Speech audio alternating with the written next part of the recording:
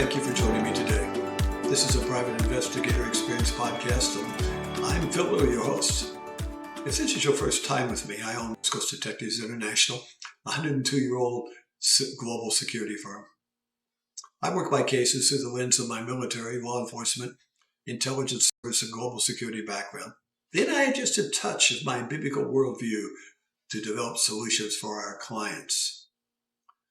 On our show, we talk about the life and cases of a PI, as well as we interview guests with knowledge of important crime prevention issues. And then I look at issues out in the world which could affect us here at home. On May the 15th, I had a surprise event, like I suspect many of you have had. I had a pain start in my stomach, and which got bad enough, so I went to the emergency room and soon found myself blockage in my stomach. After using some techniques to try and unlock it that failed, so I found myself on the surgeon's table for what they thought might be just a minor surgery. But as things go in life, it was major. 5 hours later, I had a rebuilt stomach, and I can say about 6 weeks now past the surgery, it was a blessing, as I feel I have a new stomach and a peace in my mind and body I haven't had for years. Thankfully, I had an amazing surgeon. And then as I look back on my schedule to be home, not traveling, as we'd had some things planned that we canceled, and cared for at one of the top hospitals in America with the right surgeon who had been placed on call for the time that I was to be operated on. I share this to encourage you. If you find yourself with an unexpected event, small or large, if you have a personal relationship with the living God, He will work things out for your good, as He has for mine. Now to the world. So I approach my analysis of what is going on around the world with a new vision, one of hope, as I look at what looks like hopelessness through human eyes. With my recovery time, I've had the lack of schedule and pressure, which can so easily distract us from what is really important. The question I've been asking myself and looking for answers is, in current events, leads me to concerns about where we, not only as Americans, but citizens of the world, appear to be asleep at the wheel of the time we live in. We're distracted, to say the least.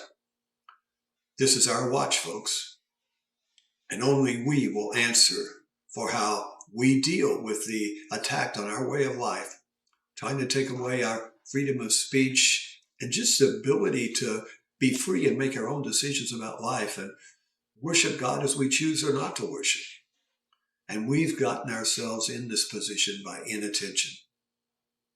As who has a biblical worldview, where I have the Bible as my first study book, I go for wisdom and insight.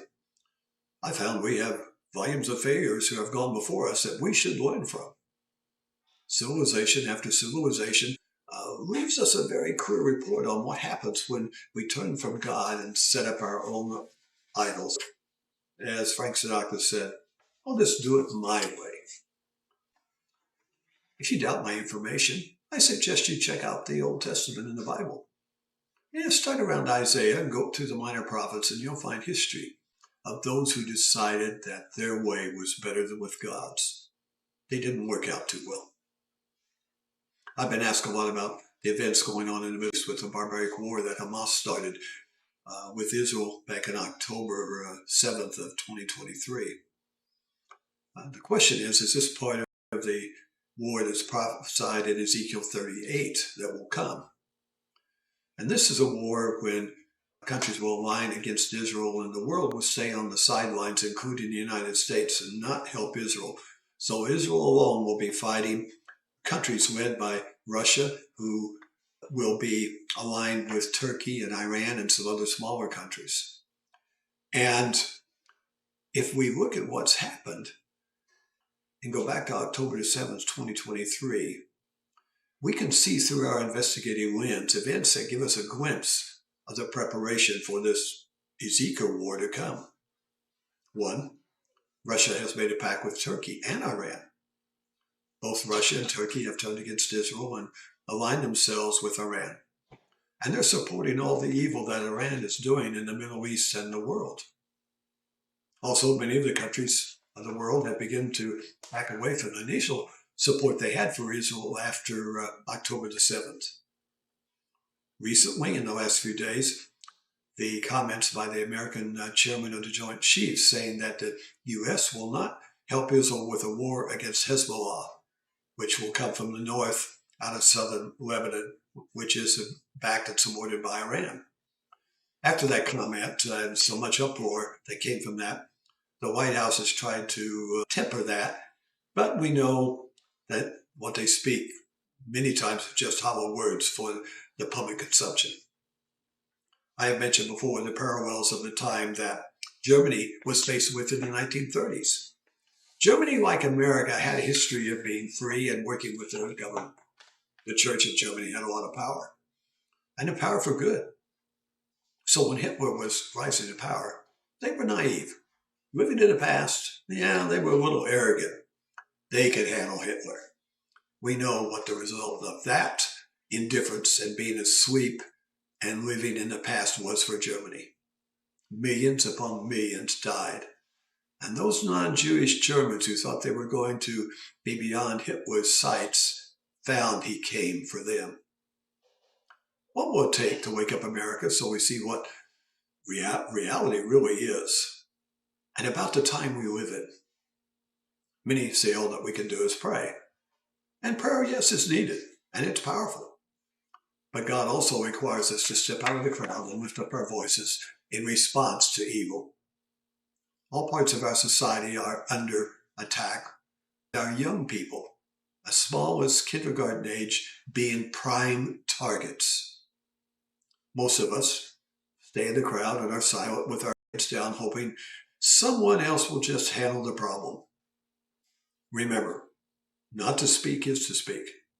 Not to act is to act. God will hold us accountable.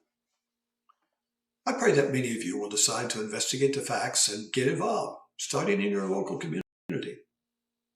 I would ask you to like, share, subscribe, and you know the drill. Hit that notification bell so you'll know about future posts so we can get this message out to more people. We appreciate your comments and questions or thoughts about these issues. You can leave your comments on any of the platforms, or you can email me directly at pi777@gmail.com. Also, if you have an issue in your life, family, or business that you would like to see if a private investigator could help you, send me the information at my email, pi777@gmail.com, and we'll get back to you with an answer. Until next time, be safe. May God bless you, your family, and may God bless America.